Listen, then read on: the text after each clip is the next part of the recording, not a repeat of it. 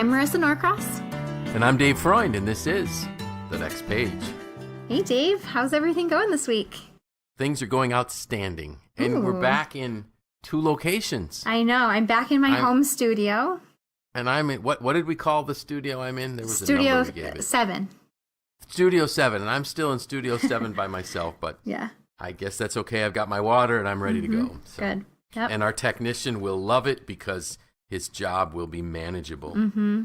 He actually had to edit last week's twice. Oh, sorry, Tim. He'll get over it. Oh, good. Well, So how's your week going? oh, my week, it's good. I started off the week a little bit sick after Thanksgiving. We all seem to have caught a little bit of something at my house. My daughter had a full-blown cold with a cough. And then my husband got like the stuffy runny nose side of the cough, and I got the cold, and I got the cough side of the cold. Yep. So you share it. yes, it was nice to split the work. Yeah. I'm glad I got the cough side because I can't stand a runny nose. Yeah. But and knock on wood, I don't have a cold right now. Right, you're healthy, so that's amazing. Great. I know. My wife's got a cold. My grandkids have colds, and oh well. Yeah. I'm doing a lot. I'm doing everything. I'm doing all the airborne gummy chews, the immune boosting stuff I got from Nature Time, and my other emergency. So, oh well. Yeah, I'm starting to turn orange. We're feeling better over here now. So Good. Just some lingering That's symptoms. outstanding. Yeah. So Good. started off kind of tough week, but now just getting back into the swing of things. So it's good. Good. Yeah. Well, that's good to hear. Yeah. So let's jump into our topic. Yeah. So, I love this topic because we all seem to have things that we know we should do, right? But then we don't seem to do them. Either we can't find the time, or we make up an excuse like we don't have the resources, or the stars have not aligned. You're waiting for a sign. Right. There's all these things, right? I hope I'm not the only one. You are not. I don't think I am. So let's talk about this. Sure. Tell us about it. So the blog post that went out this week, that went out this morning, was "Pick Your Pain, Now or Later," and I love that title. Mm-hmm. That's a title you helped me with because I didn't come up with one that good. But so what I touched on in that blog post was just what you mentioned: things that you know you should do that you don't do. And I gave an example. My wife and I we built our house 30 years ago. Man, that's hard to believe. It's 30 years, but it was. And when we did the laundry room, and we physically, my father-in-law came from Ohio. He was a builder. He helped us build it, and he would go home while other people were working on it. So I'm putting the dryer vent in the laundry room, and it's a pain to put it through the wall. So I dump it into a crawl space underneath the laundry room. I thought, I'll get to it. I know I will. Well, next thing I knew, a couple years had passed, and I opened up the crawl space, which I could get access from what used to be a workshop I had, and the thing is covered in lint. I mean, I know that I put the filter on, but something happened, and it's just... So not only am I dumping lint under my floor, I'm dumping moisture, a ton of hot, damp air. Yeah. So I thought, well, I better change that. So, okay, I'm still not going to take the time to put it through the wall, so now I vent it into the garage. So now not only am I having issues with putting this moisture into my crawl space, okay, I've remedied that, but now I'm sending the moisture and the lint into where our 2 cars are parked. Mm-hmm. Well, that was dumb. So before I had a chance to change it, wouldn't you know, the hose comes off, so now there's nothing blowing into the garage, and out of sight, out of mind, I don't need to worry about the dryer vent until I did a quick renovation, remodeling of the laundry room. And I realized that the floor is starting to rot out near where the toilet was. So it was a combination of, maybe a bad toilet seal, but more than likely all that lousy moisture that I put through the floor. And so now I've got enough pain that I will finally move the dryer vent through the wall and vent it outside. Mm-hmm. It was 25 years until I finally did what I should have done the year I built my house. And was it that painful to move it? Like outside? Was it, how bad was it? I don't know what happened was the first thought I had was, okay, I can go out this front side, but then I have to go through brick. Well, I don't want to do that because that's a pain because we have a brick face on our house. But if I would have just stopped to think about it, I was very easily able to do it through just a regular wood wall, with vinyl siding. Mm-hmm. It wasn't that painful. But I saw it as this monumental task that there was no way I was going to be able to get done without, so much effort, and who knows how I'm going to do this. And I just put it off. But and when you put the things you did in the meantime were probably more time consuming than actually just kind of doing it the first time. Probably the first one was easy. Just put an elbow on it and send it into the floor. Mm-hmm. But everything after that was harder. Yeah. Isn't that funny? And multiple things, especially replacing the laundry room floor. Now, that was a really bummer because I literally had to go get plywood and, I didn't replace it. I just laid it over the top. But still, it was just because I didn't do what I knew I needed to do. And we find that in various aspects of our lives. It happens all the time. We know we're supposed to lose weight, but we don't. Mm-hmm. So then we find some way, okay, so now we've got this event coming up. Maybe it's January, and okay, we want to look better for bathing suit weather, so we'll start. Well, we don't. Yeah. Maybe we spend a couple days, but you know what? We really crave those French fries, and so we don't do what we need to do. Yeah. And then, bathing suit season, which seems so far away, comes upon us, and we don't know how it snuck up on us so fast. Exactly. And we refuse to take the T-shirts off because we don't want to look that bad when we go out on the boat, kind of thing. Yeah, we've all been there. So we have. So tell us about Christian Simpson. Christian. So Christian is one of my mentors. Christian Simpson is a Brit. He lives over in the UK. From what the emails and things that he sends, he must live in a really, really old house over there. But he is one of the faculty members on the John Maxwell team. And Christian mentors us in our coaching lane. He's the coaching lane mentor of our certification program. And Christian sends out an email. It usually comes every other day, I think, or maybe 3 times a week. I guess that would be every other day. And he sends this email out this week. And this is what he said. He had a good friend who was struggling with work-life balance. Apparently, this guy was an extremely successful businessman. Things are going great, but he's having all this trouble with his work-life balance. So Christian says, you really need some coaching. You need somebody to help you think through this. And the guy says, he says, I was on your website and I was looking at this and that, and they're good friends. And Christian says, well, did you select any resources? And the guy says, no, I didn't have time. I never got around to it. Well, he knows he's personal friends with probably one of the best executive coaches that there is. Mm-hmm. And he doesn't have the time to schedule a meeting with him to help figure out why he can't schedule things and have time. Mm-hmm. It's one of those things. And so what Christian says is, let's see, he went on to explain this way: the only educator they'll listen to, this is a person that's in this situation, is pain.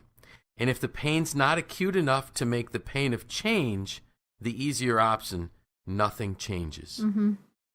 And I've seen that in some of my coaching clients and in those that have talked to me about, I'm thinking of one very, very successful leader in town, that whenever I meet with them, they're, and it's not an official coaching session, but they'll say, wow, they're swamped. And boy, they really, really know that they need some coaching. They really need to have a thinking partner.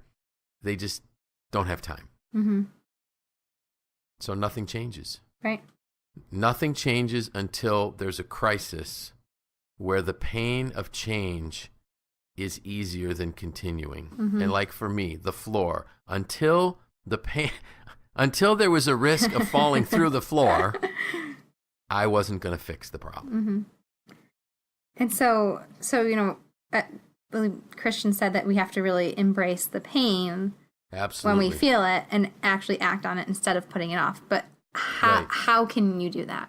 How can you have to retrain yourself, essentially? Yeah, you do. And so, when I was reflecting on that, we feel pain for a reason. You know, we were created to feel pain to keep us away from danger. We touch a hot stove, it hurts, we back our hand off. I've seen scenarios, and I remember once seeing a documentary of like children that can't feel pain and how dangerous that is. Mm-hmm. You know, if we pull a muscle, it's to tell us that there's a problem, you know, that we've reached wrong, we bent wrong. I was just trying to help him with the sink here in the office. And I think I pulled something in my shoulder, but we'll make sure that won't be a workers' comp thing. But so pain is there for a reason, and pain is there to tell us that something needs to change. Mm-hmm. So rather than resist the pain, we need to embrace it. We need to ask ourselves, why is this happening right now? Mm-hmm. If I think about it like in a relationship issue, if I'm struggling with a relationship with a coworker, and I sense that there's something going on, that's pain. But if I ignore that, it's only going to get worse. And perhaps it's that I haven't. Maybe it's a direct report, and this is clearly something I'm making up because I don't have a direct report right now. But if I will in January, but right now I don't. So if my direct report is needing some assistance from me, and I don't give it, but I sense something's wrong, and I just try to ignore that, it's only going to get worse. Right. Perhaps I think they're mad at me, so I just keep my distance. Well, there's pain that's being sensed there, but if I stay away, it's only getting worse. Mm-hmm. We need to lean into pain. Mm-hmm. We need to embrace it. We need to say, okay, what's happening here? Why am I feeling that way? And oftentimes we'll need somebody to help us think that through. A friend, a coworker, a coach, whatever we want. But there's a reason, and what they'll do is they'll typically help us find a path that works for us. So I know there were some things that you just didn't like doing. Yes. That we were sharing before we started recording. So why don't you share one or two of those with us? Okay. I think a lot of people will agree with me on this one, that laundry was so painful for me. I don't mind washing and putting it in the washer and dryer, but I don't like to fold and put away laundry.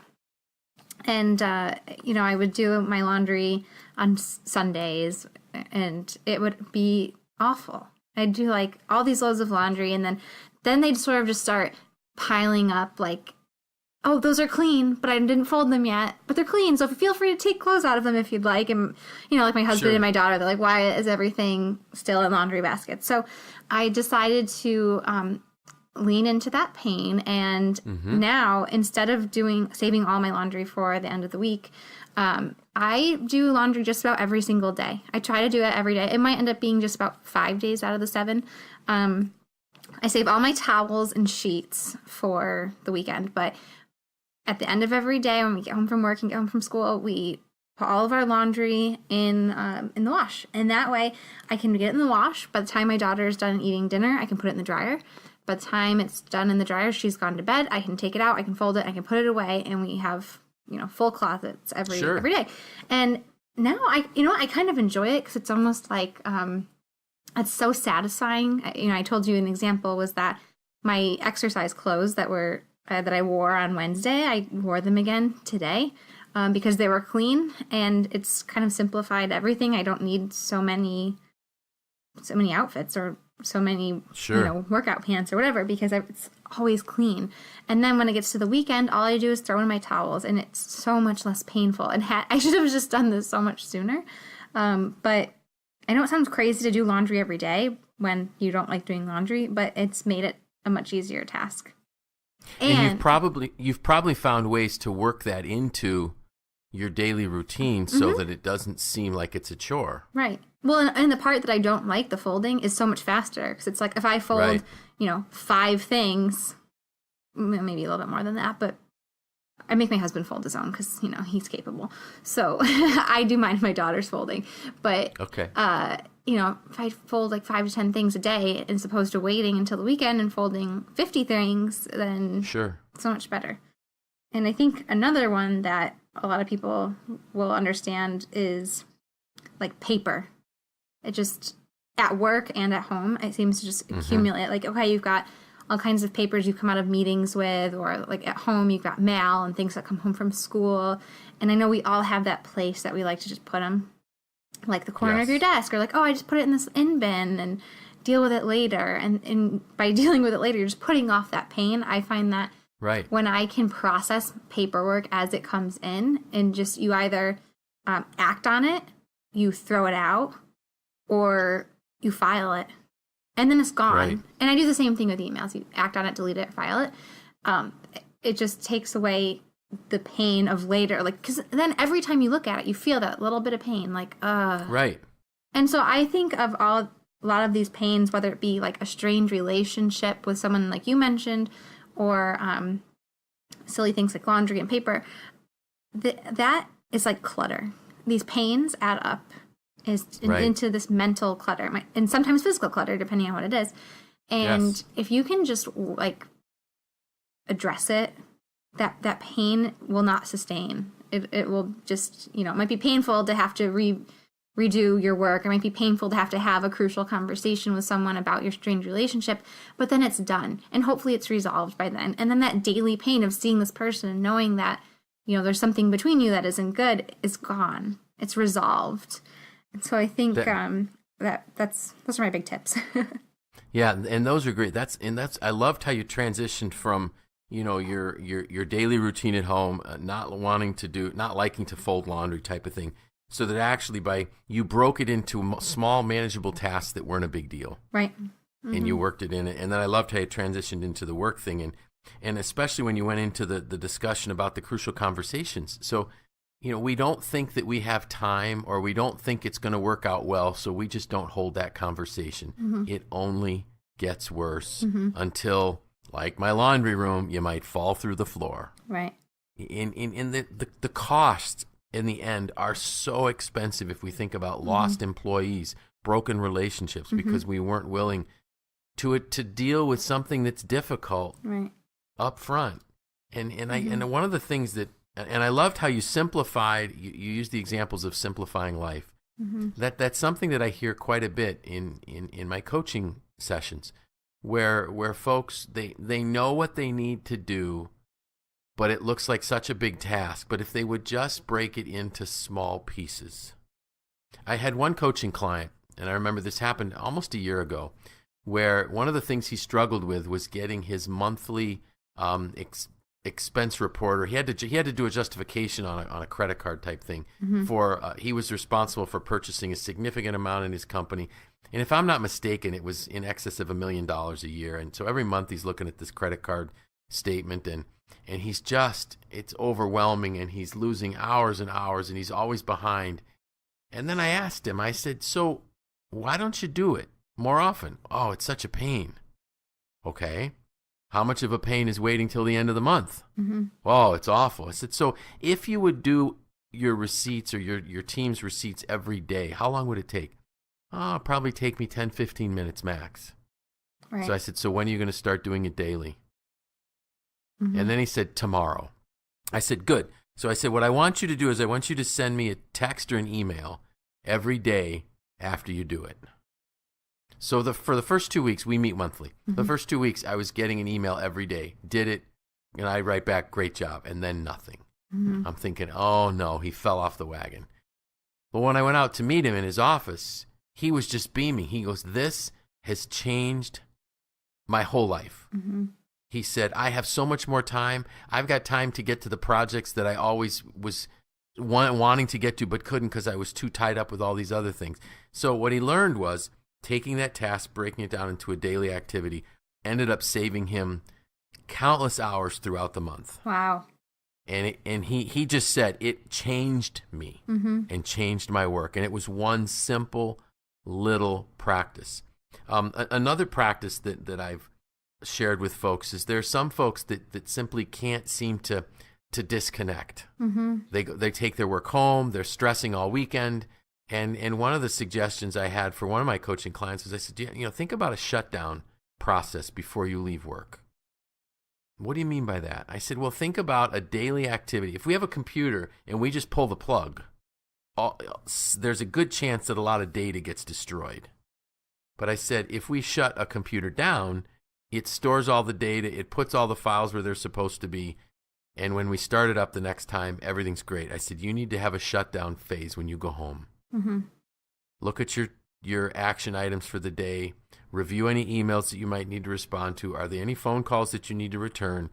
And maybe it takes you 20 minutes a day, but you get done. You can close your notebook, close your laptop, and go home and be fully present with your family. Mm-hmm. And again, the problem is that most people would rather keep going home stressed and deal with the pain than deal with what might be an extra chore at first, but that would say, like if somebody would have said to you a couple years ago, Marissa, the way you deal with your laundry issue is to do it every day. Right. You'd like, you're nuts. Right. I hate laundry. Mm-hmm. But the fact was somehow maybe somebody shared it with you, maybe one of your mom's groups or something, you were able to find a way to make it a really manageable task, and the pain was gone. Mm-hmm. Exactly. And it's that simple. Yep. You know, so people will talk about, okay, exercise. So they won't start an exercise routine because it's too daunting a task to think that I need to do this for X number of weeks. Well, why don't you just do it today? Right. And then tomorrow, do it today. So by embracing our pains, we're just breaking them into small chunks that's manageable every single day. Mm-hmm. Yep. That's it. You can do it with anything. You can. You can do it with anything. Mm-hmm. But the question is, we got to be willing to start. And so, you know, one of the thoughts that I had written down here was, and you and I had talked about this a little bit before, is you just start. Mm-hmm. Do it now. Yep. Do it now. Don't put it off. Do it right now, because it only gets worse if you don't. Mm-hmm. You know, you get a splinter in your finger. Yes, it hurts to pull it out. But if you don't, it gets infected. Mm-hmm. And there's nothing pleasant about that. Mm-hmm. So, exactly. Wow, we took that through on rapid fire. I know. Wow. Good work. So, any hints as to what we'll be talking about next week? Yes. So I was giving this some thought just before we started recording. And next week, we're going to talk about starting by looking backwards. How's that for an intriguing I like it. thought? Yeah. I can't wait. So, what's happening in the Norcross family as we get ready to get closer to the holidays? Well, let's see. What have we got coming up? I think we're going to go to one of the local tree lightings that hasn't happened yet in the area. Awesome. Yeah, it's a family-friendly activity. You'll be happy to know that we already went to Dickens Christmas in Skaneateles this past weekend. And probably do that one more time. Good. But yeah, we're just, doing all the holiday activities in the area. But it feels weird because we don't have any snow. So I know. We need snow. Yeah. No, we don't need like 50-degree weather and sunshine. But I know that sounds crazy. Why would anybody say we don't need 50 degrees and sunshine? Because it's December. For December, okay. I don't, after December, I'm ready for the 50 degrees and sunshine. But for December, I do like a little snow for the holiday season. So how about you? So last week, I ordered my tickets for the Symphoria's holiday pops concert. Oh, cool! So that is really one of my favorites. Mm-hmm. And we're talking about some of the other events that take place in town. Is it something that we're going to do? We've had a tradition, and I know that this will have occurred before this gets aired. But we typically would always go to Hendricks Chapel's holiday concert. Mm-hmm. We're kind of wondering maybe we won't do it this year, just because it's extremely crowded and we're very, very busy. So yeah. But I bought the tickets for the Symphoria concert because we are really blessed in Syracuse to have that great symphony there, and I think we need to make the best use of it because it's it's a treasure for a town our size to really have quality music like that. Yeah, that's great. Yeah, so it'll be my wife and I and Tim that will go. So nice. Yeah, the three of us will go. That'll be fun. Yeah, and other than that, I think it's just, getting the Christmas presents purchased. And, well, what's nice is, we just order them. I order them online. Yeah, I do all my shopping online. You know why? It doesn't mean I'll stay away from the malls. I don't mind a little bit of Christmas chaos. I think it's kind of fun. But, yeah, more and more, it's like get it ordered online. I used to have a tradition, though, before my daughter got married, and you'll appreciate this. Before my daughter got married, she and I would have a date night type thing where every Christmas season, she and I would go out and we'd grab some dinner, and then she would help me go shopping for her mother. Aww. So my wife, because I wouldn't know what to get for my wife. Yeah. And, Bethany would say, how about this? How about that? So that's one of the big things I missed when she moved away. Yeah. Was that special time at Christmas. But anyways, we Skype now instead. So. Yeah. That's fun. Great. And things are, I noticed there was a big gift pack in our kitchen here at Mackney from one of our members. That's always awesome. Yeah, it's so that sweet. Means we'll be eating more than we should be between now and the end of the year. Always. But it's good. And when I came back from my days off around Thanksgiving, there was a tree up in our entranceway. Yes. Thank you. Thank you to our Christmas elf who put the tree up while I was gone. It's a wonderful time. And I really want to encourage folks, enjoy it. Yep. Become very intentional about enjoying this holiday season. Because it only comes around once a year. Right. And it's so easy to get tied up in family drama or, gifts and shopping. And it's easy to miss all the beautiful things going on around you, and just the fact that you're with a lot, you're probably with family that you don't spend too much time with or a lot of time with. And exactly. Especially if you've got young children, it's a really fun time of year. Very special time, yeah.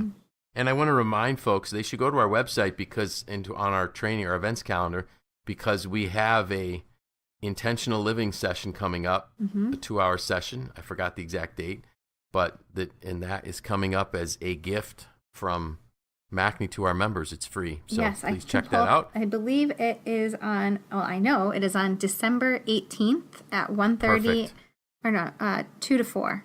2 to 4. That's a Monday, right? It is a Monday. Yep.